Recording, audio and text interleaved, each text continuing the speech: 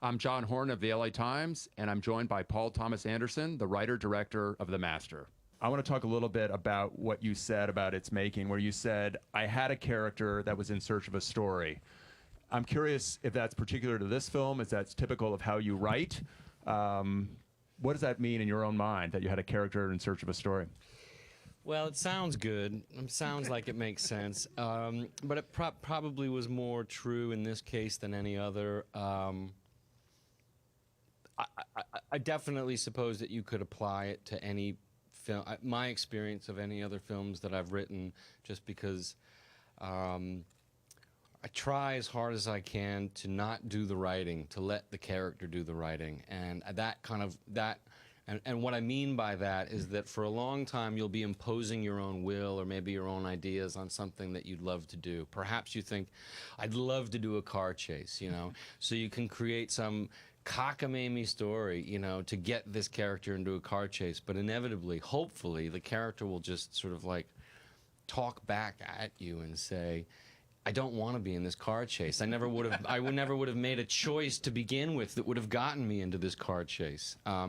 So hopefully you're getting into a state of kind of auto-hypnosis where the characters are kind of making choices and things are happening to them that can eventually formulate a story. And in this particular instance, I had lots of bits and pieces, and I think the film ultimately is kind of episodic. And that was a kind of a thing to go with, you know, was to kind of not to step outside of something that was so plot driven or so traditionally driven, and let the kind of, you know, how do you deal with the drifter who's the center of your story? Your story inevitably will drift, and you've either got to kind of take it like a man and hope an audience goes with it, or not. I think the audience goes with it.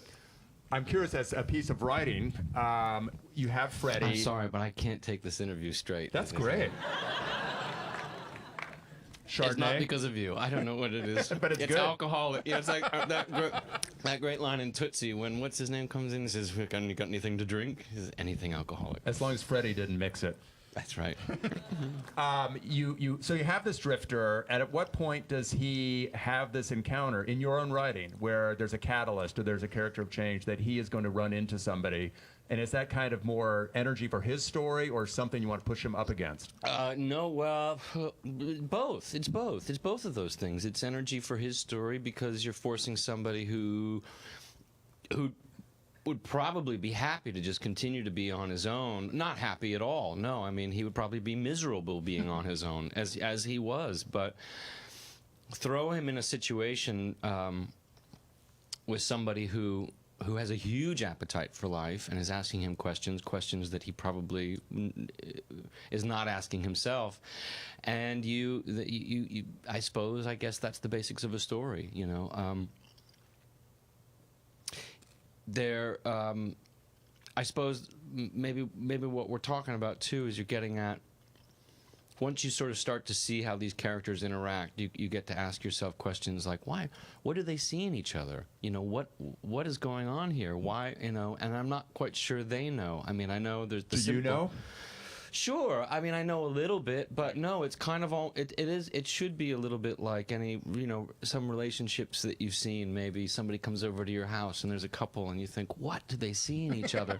And yet they are in love. They are so deeply in love, and maybe they're an odd couple, but they just feel something. It's kind of like that friend that you have who you think about them and the phone rings, you know, and you pick up and you say, oh, I was just thinking about you, you know. They have a connection like that.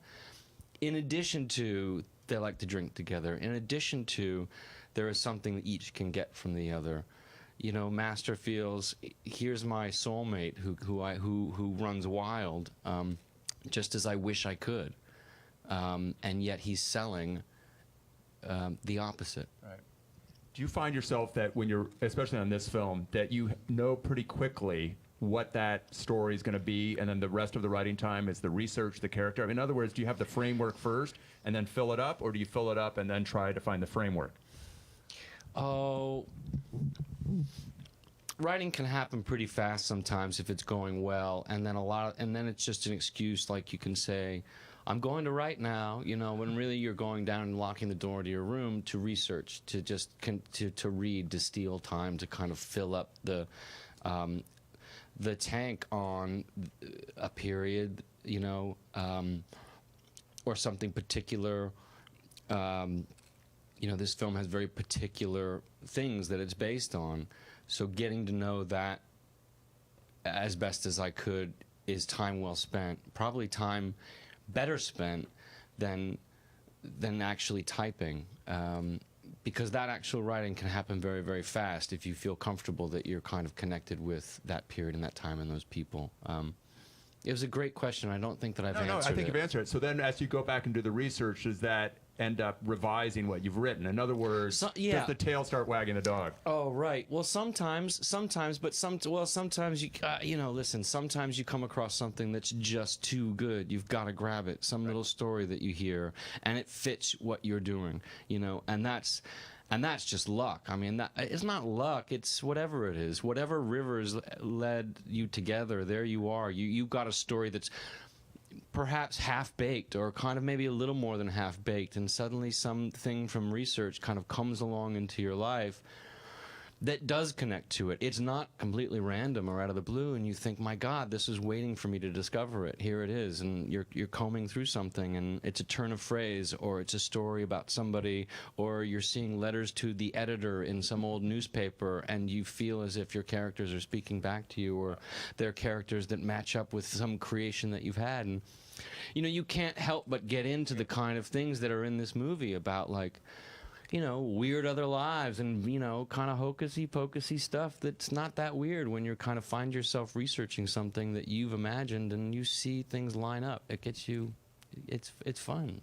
I want to talk a little bit about some of the references. Let There Be Light, the John Huston documentary about I guess Shell-Shocked is what it was called at the time. Talk a little bit about that movie and how it influenced. Shell-Shocked, exactly, Shell-Shocked. They called it Shell-Shocked, which I guess was, that's a great title. Very blunt, very blunt, and you know, direct. But I saw that film. That's a similar thing actually, because I had been writing, and I was around this venue, and somehow came across Let There Be Light, which I hadn't seen, which is nuts because I love John Huston. I love everything he does, but seeing that was like a stamp of verification, you know, or a kind of. You have impulses, you have ideas, and you kind of need something to verify what your feelings are. You need to hold on to something that, you know, it's like any research, like any source. You need a source. It just can't be from your imagination. And seeing Let There Be Light, which was a great film that John Huston made about sailors coming back, army guys, not sailors, but coming back from World War II. He was commissioned by the War Department to make a film, as was Frank Capra and John Ford, and the idea was that different directors would kind of help the war effort. The one idea that John Huston went into was to go to this a VA hospital, and as a way to help show potential employers for these fellows that were coming back from the war, that these guys who were shell-shocked, who were completely damaged, could be employed. They could get a job, and you should not be afraid of them and all that they've gone through. The irony and the joke of it is that one look at this, I mean, you wouldn't have hired any one of these guys, you know, because they were a mess, and the idea was that in 6 to 8 weeks they could turn them around and ship them back out after being away for, you know, between 2 to 4 years. You know, you could clean somebody up with a brush, like, in 6 to 8 weeks, and as madness. It was nuts, you know. And what happened to the movie? I mean, the movie... Yeah, they said, no way, get this movie out of here. We're not showing this movie. Absolutely not. This is not helping what we've just gone through or what people need to feel, which is probably ridiculous, too. I mean, it probably would have incited a lot more compassion for what was going on. But I think that generation, the impression was, you've won, so buck up and be tough, and now, you know, come back and get a job. Right. I mean, I don't think it was released till, what, 1981, so it was, right. You know, almost 40 years it was kind of kept under wraps. Yeah, yeah. Paul's thinking about putting it on the DVD if it will somehow fit, which would be an interesting bookend to this film. Right. I want to talk about some other references. The Abbey, a newsletter I think you came across. Was that related to the Church of Scientology or just something about kind of scientific exploration around the 1950s? Well, it was not. Well, technically, it was not related to the Church of Scientology because it predates the inception of the Church of Scientology. Its sort of inception is during Dianetics, which is the precursor to the Church of Scientology. A young couple, the Hart couple in Phoenix, Arizona. Actually, I think they moved on to Oklahoma. Anyway, I can get the details wrong here, but they wrote a newsletter. They wrote a newsletter about all the kind of inner workings of the movement, and it was much more of a social newsletter, just in terms of talking about all the people that had come to study, and you could really get to know all of these inner relationships and interpersonal relationships that were going on, and kind of debate about new techniques, debate about I don't know. I mean, everything from like where the mixer should be held, you know, to words that were being used and different techniques that people were using to try to kind of master their own problems, their own self. And so I read probably a lot more than I should have. Spent a lot of time talking about research, but it was really a very easy way to get into the headspace of what people might have been going through at that time in America, specifically Arizona, and specifically people who were reaching out to kind of trying to find something out about themselves, and had a hunger for that kind of stuff.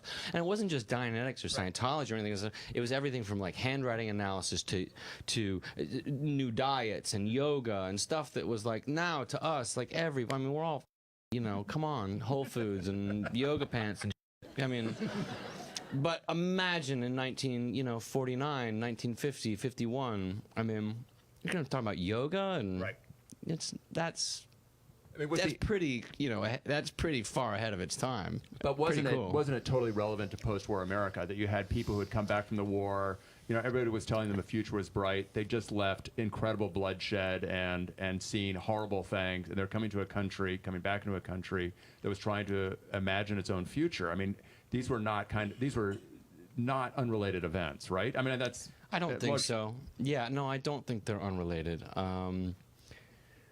You know, I'm not a historian. There's probably a lot of people that know a lot more out there than me, but it is my impression that they are connected. The same way that, and this might be a reach, but the same way that Casper the Friendly Ghost to me is connected. You know, that's a cartoon that comes around in 1950, and you have all these kind of ideas about ghosts being haunting you and stuff, and why not have a friendly one, you know? And that can only come out of a lot of death, right? I don't know. Maybe I'm a reach. Maybe that's stoner talk or something. I don't know. As a writer-director, I'm curious, when you're writing, are you picturing actors saying your dialogue, or are you picturing are you hearing how actors will say your dialogue? Are you picturing how you will shoot it? Do you have specific actors in mind? Are you visualizing the movie as it's coming together in your own mind? Sometimes you can't help it. I mean, I don't really hear, like, I was writing this part for Phil, but I don't hear in my mind's ear or my mind's stereo. I don't hear Phil saying it or anything like that.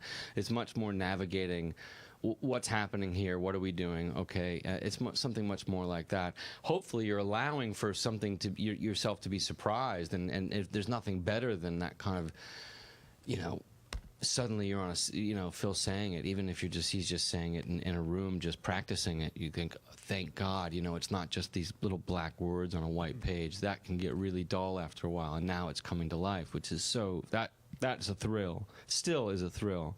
That'll never get old. Some things you visualize in your mind, and you just can't help it, and you write them down, and they're there. But hopefully what I try to do sometimes, or mostly, is go to the set and try to kind of like pretend like you've never had an idea in your life about it, and try and make sure, and just to see if the actors kind of come up with something, or let them do it first, And that can't go on for too long because you have to start shooting. You know, Right. it can't just be like this endless search. But I try to empty my mind a little bit, and then listen. There's realities to making a film. Like you scout them, and Right. you kind of know where you've got to put trucks and lights and things. So you have to kind of create some basic playpen, and. Listen, every once in a while you kind of see something brand new and you completely say we're remodeling the playpen, but most of the times it's, we kind of have a basic idea. It's not so free-floating and improvisational. It's you have to have some parameters, otherwise you can't make your schedule. You just can't. And then it can turn into kind of an endless I don't know. It's a Kubrick movie. You're there Art for project. you're there for a year. Exactly. So sometimes it's really nice to go into work every day knowing what you're after and what you want to do. Okay, let me ask you about a particular scene. I'm going to talk about the jail scene. You kind of know what you've written, I suspect. It's relatively close to what you're going to end up shooting, but I suspect on a day like, I don't know, how many days did you shoot the jail scene? Just one. One day. You come expecting a certain thing. Do you get it? Does Joaquin surprise you? I mean, that scene is so it's so riveting. I'm just curious what it was like as a filmmaker to make it, and what your experience was like just shooting that particular scene. Well, I'll give you my honest memory of doing that. Was that I've written lots of different versions of what might happen. I think we went into the scene and none of us exactly knew what we would do, but because there's no staging to it, because it's a contained cell, and you can light it very simply, and you can put the camera. We had 2 cameras. You can put one here, and you can put one there. In some ways, in that way, it's very simple. Okay, the first take that we did is the take that's in the movie, and I can remember seeing it, thinking, I think this is okay. I think that's good, but that kind of panic strickens you because it's not what you expected, and sometimes as a director you can have the confidence to say that's not what I expected and it's great and let's go to lunch or let's go home or let's do another scene. On your worst days as a director you can say that was amazing, let's do it again, and then you say, why don't we do it again? And you keep doing it again because you are unsure, you're all unsure. Maybe collectively all 3 of us knew we were after something, or desperately you think, well, we've got the location for a day, why don't we do some more, and inevitably it all kind of goes by the wayside. You might be exhausted by the end of the day, or you might think, or somebody might think, why are we continuing to do this? But you laugh about it now, and you look back and you go, oh, it was the first one. That's my memory. The Joaquin and Philip have a very distinct physicality that they bring to the roles. Joaquin almost looks like he's assembled from a bunch of broken pieces. Philip is large, but he seemed to kind of have a levity to him in terms of how he walks about the set. I'm curious if that's something the actors brought, if that's something you discussed, if you felt it was important to have such dramatic physical differences between the 2 leads. That's them. I mean, some of that might have been there just in the basic. They obviously took their cue from the script and kind of created something bigger and better than I ever could have written out. I mean, imagine if I was, if I'd written Freddie puts his hands like that. I mean, shit, I would be a great writer, and I'm not, it's not, no, I never wrote anything like that. So, and Phil, I think Phil just intuitively knew that this person should be light on his feet, Charles Laughton's one of my favorite actors, and Phil never really knew him. I didn't show him any of his films or anything like that, but I always thought that would be good to have a kind of Charles Laughton feel or an Orson Welles kind of feeling, or even I gave him six shorts by W.C. Fields just to say you should look at this. I mean, he's really has a kind of great lightness about him. Maybe you can steal something. I don't know if he did or not. He said he liked him and looked at him. And what did you show Joaquin? Like monkey films and stuff like that. Really? Is that true? Yeah. I mean, because you wanted something that was like primate. I mean, you wanted, okay. He started it on his own, and then I showed him the monkey at the beginning of Baraka, which I thought was great. Interesting. Yeah. This is, it's an intimate movie. In some ways, it's about, very close human relationship, and yet you chose to film this on a very large format. 70 millimeter, or I guess it's shot at 65 and projected at 70, but a large format. And you get these incredible close-ups. I assume that's like a huge camera that you're bringing right into these people. Yeah, like kind of like as big as this. Nah, it's as big as this chair. So you're making an intimate movie, and you bring in this big piece of machinery into it. I mean, is that just the price you pay for shooting on large format, or is it something that you felt would actually affect the way the performances you were getting? God, that's a good question. If anything, I felt self-conscious sometimes, like wheeling this enormous thing in, like quiet, like trying to quietly wheel this Cadillac into the room while you're being kind of very respectful and quiet of the actors. But they're such pros, and we know each other well, and they were cool with it. There might have been a little bit of eye rolling from them every once in a while about me and my cameras, because at a certain point, I think Phil was having a hard time on some scene that we ended up cutting from the movie, and it's a very quiet scene. He's whispering, he's talking to his daughter, and it's very intimate, and you could just hear like, and he just looked at me at the end of one scene, just like, I have you and your stupid camera, man. So I think he was all right, though. Why do you want to shoot it that way? It looked good. Sure does. Yeah. I'm curious. I mean, you have such distinct choices in camera, in score. How do you work with department heads, and how do you want people to be on the same page, or do you want people to come in and surprise you and say, I want to do it this way? How do you recruit people to be your department heads, and what are you looking for when they come in and you start talking about the movie? Well, thank God most of the recruitment process is over, because we've all been kind of like together for a long time. I mean, we used a new DP on this one, and he survived great. But Jack Fisk is kind of the ringleader, I would say, just because we all... Yeah, I mean, in terms of department heads, it's like the UN and Jack is America. How about that? I'm like, I'm Canada, mainly. But he, working with Mark Bridges too, costumes and all those guys, they're great, and we've worked together before, and hopefully you're always communicating. We've been communicating long before we started shooting the movie, and everybody's getting a feel, an idea, and so much of this stuff comes down to budget and what can we do, and what can we afford, and more importantly, like what feels right and what do we want to do. Everybody works pretty well together and pretty well independently. So yeah, I don't know. I would be really a fun experiment to see somebody come in from the outside and watch how we do it. It's probably so much more disorganized than anybody could imagine. Did this movie, I mean, this is coming off There Will Be Blood, which was probably, I mean, I don't want to rank it. It was a successful film. Did this movie come together more easily because of that film, or is it everything just a grind, and is it just you're starting at zero every time? It feels that way. It definitely feels like you're in the freshman class every single time you start. There's this feels, but that's okay. That's cool. I would hate to actually think that you make a film that people like and does well, and suddenly they're going to go, okay, now you can do whatever you want.